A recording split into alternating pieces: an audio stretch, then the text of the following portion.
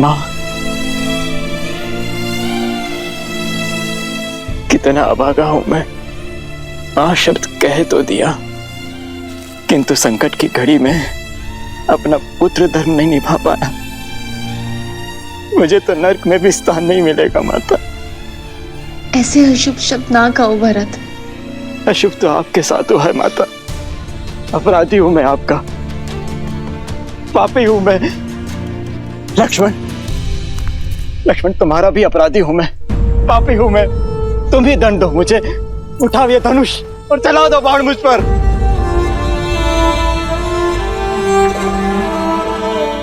कर दो मुझे दुष्टा कैकई के पुत्र होने की ग्लानि से मुक्त। कलंकित कर दिया उसने मेरा जीवन। भरत,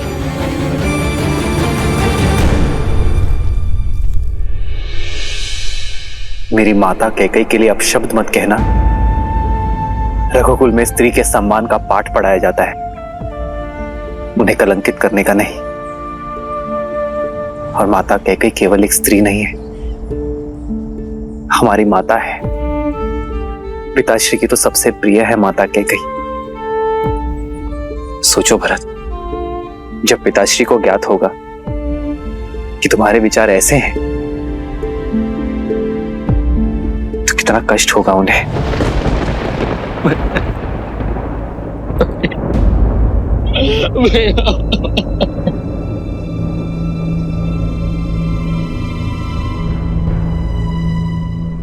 भरत, क्या हुआ भरत? मैं हूं ना यहां तुम्हारे पास, अपने भरत के पास। शत्रुघ्न, तुम दोनों को ऐसे विलाप करता देख मेरे मन में अनगिनत कुशंकाएं जन्म ले रही हैं। और तुम दोनों यहां अकस्मात कैसे चले आए? अयोध्या में सब कुछ कुशल मंगल है ना भरत? और पिताश्री कैसे हैं? पिताश्री तो ठीक है ना? उन्हें छोड़कर कैसे आ गए तुम दोनों? पिताश्री, पिताश्री। उत्तर दो भरत, मेरी बात का उत्तर।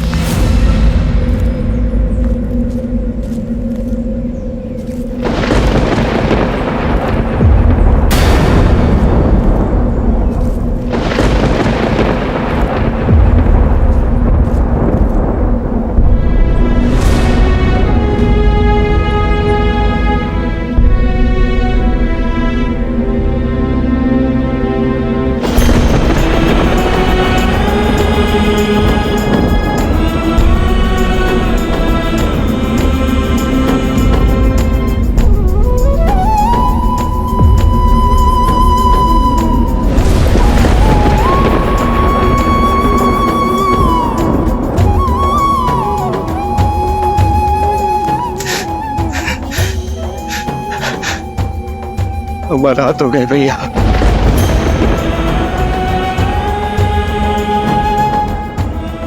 हमारा हाथ हो गए।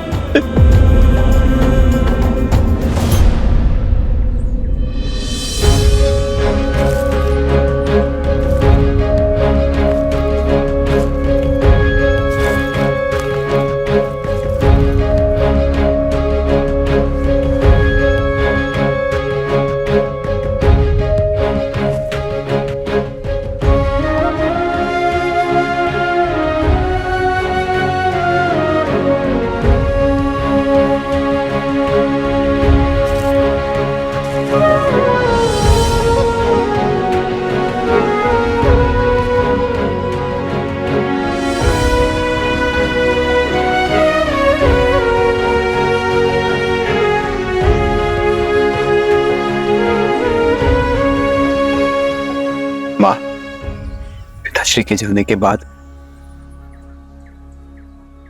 मेरे माओ की ममता का ही तो सहारा है मुझे। यदि आप टूट गई मां, तो इस राम को कौन संभालेगा?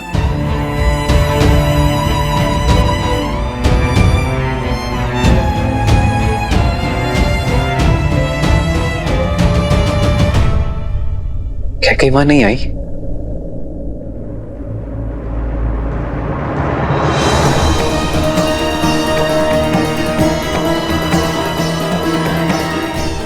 मां,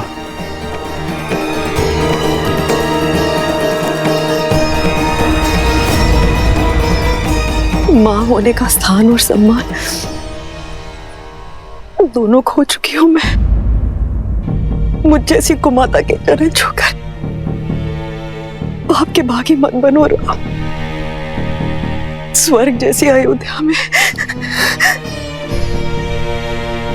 ईर्ष्या का बीज खोला है मैंने। प्राणों से अधिक प्रेम करने वाले पति के प्राण लिए हैं मैंने। सगे पुत्र से भी अधिक प्रेम और सम्मान करने वाले पुत्र को कष्टों का ये वियोग दिया है मैंने राम। मैं तो तुमसे क्षमा मांगने योग्य भी नहीं हूं राम। क्षमा मांगने योग्य भी नहीं हूं राम। ऐसा मत कहिए मां। क्षत्रानी हैं आप। अस्त्र को अग्नि में तपाकर कांटे बनाया जाता है, स्वर्ण को तपाकर कुंदन बनाया जाता है। आप तो अपने राम को और सबल बना रही हैं मां। सब नियति का खेल है मां। जो आज अशुभ है वो कल शुभ हो जाएगा। यदि आपने अपने राम को चरण स्पर्श करने ना दिए तो आपके राम का जन्म व्यर्थ हो जाएगा मां।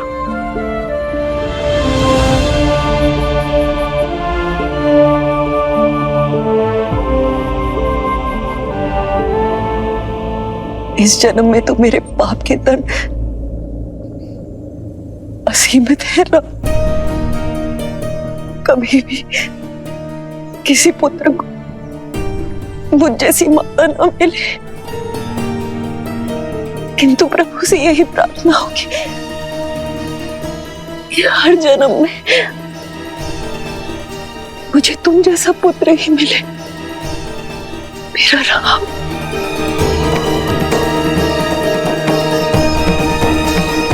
राम,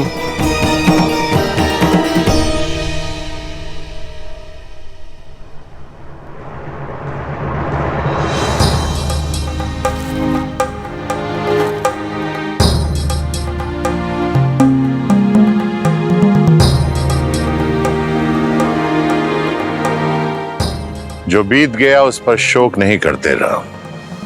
शोक जितना बड़ा है उससे कहीं बड़ा दायित्व भी है। महाराज दशरथ के ज्येष्ठ पुत्र होने के नाते पिंडदान और अस्थि विसर्जन करो।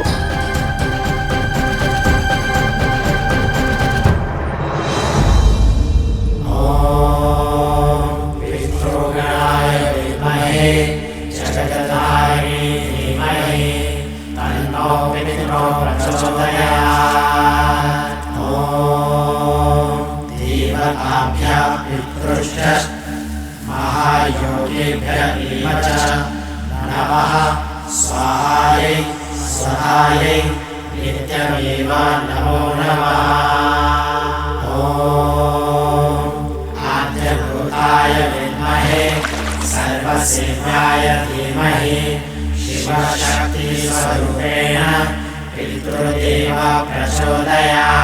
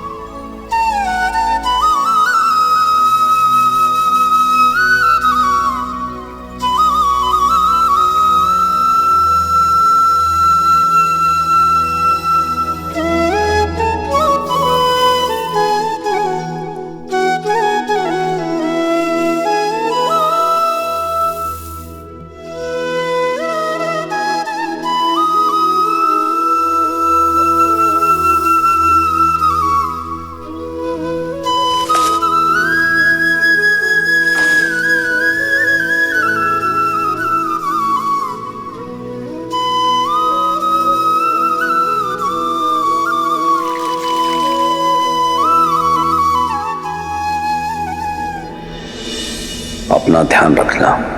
जी पिताश्री, मैं अपना और अपने भाइयों का ध्यान रखूंगा।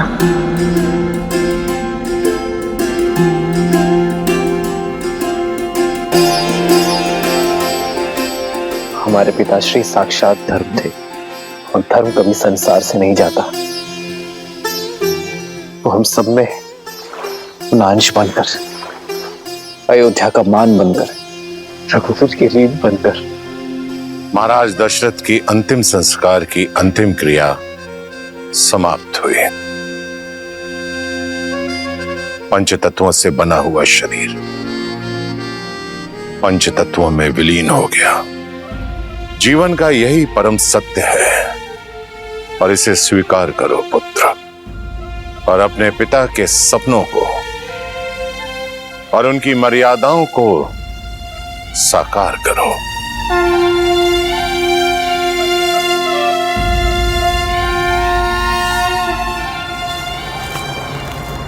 प्रणाम आचार्य, प्रणाम श्री राम। मिथिला नरेश, महाराज जनक पधार चुके हैं।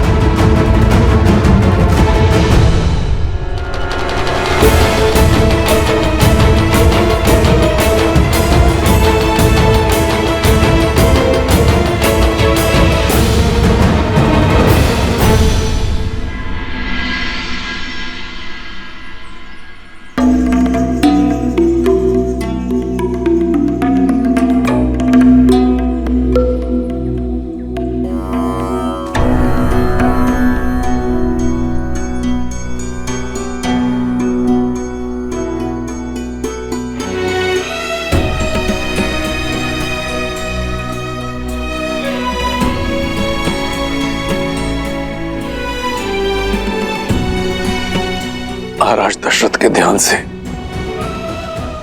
जितनी विचलित अयोध्या है, उतनी ही शोकाकुल मिथिला भी। महाराज की धर्मपरायणता, उनका शौर्य, उनकी नीतिबद्धता युगों युगों तक स्मरण की जाएगी। अयोध्या और मिथिला को गौरवान्वित करेगी।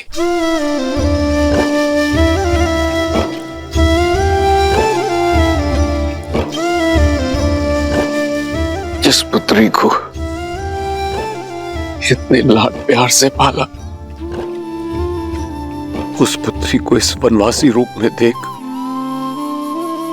आंखें भी भर आई और मन भी।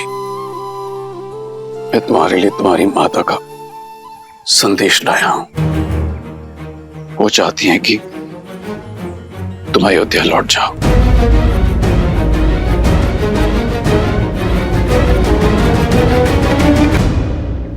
तुम्हारी माता चाहती हैं कि तुम अयोध्या लौट जाओ और वहां अपनी बहनों के साथ महल में रहो, यहां वन में नहीं।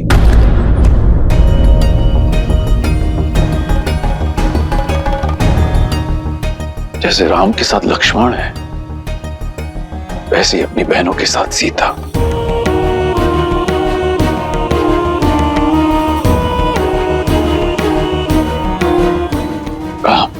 माता सुनैना ने आपसे प्रार्थना की है। महाराज जनक, मेरे साथ वन का कष्ट भोगना सीता की अपनी इच्छा थी और मैं उस इच्छा का सम्मान करता हूं। किंतु आज यदि सीता अयोध्या लौटना चाहे तो मैं उस इच्छा का भी उतना ही मान रखूंगा।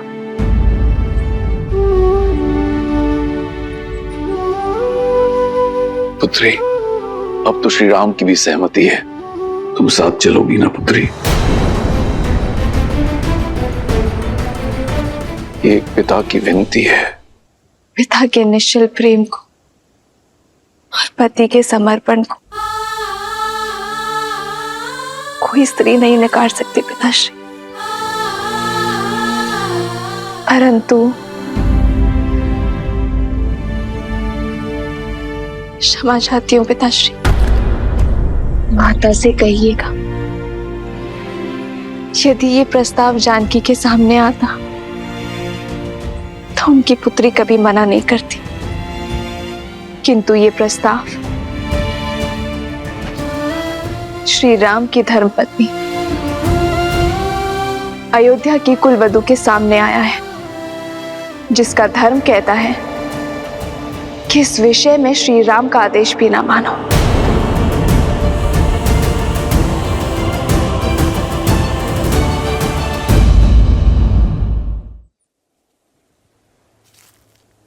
पिताश्री, माता से कहिएगा कि अग्नि साक्षी बने हैं हम, और ये बंधन इस संसार के किसी भी कष्ट से नहीं कटेगा।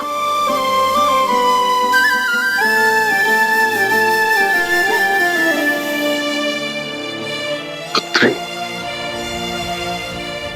तुम्हारा ये समर्पण स्त्री जाति के लिए एक उदाहरण स्थापित करेगा।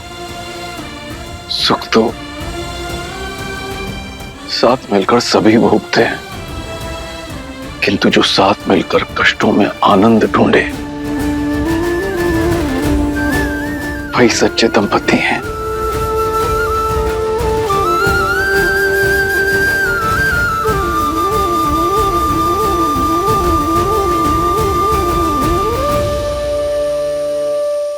क्या करूं पिताश्री,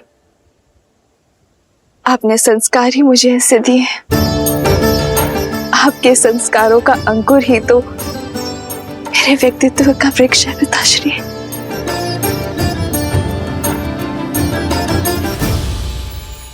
और अयोध्या में जो विष की फसल लहरा रही है उसे काटने के लिए आप सभी को लौटना होगा भैया।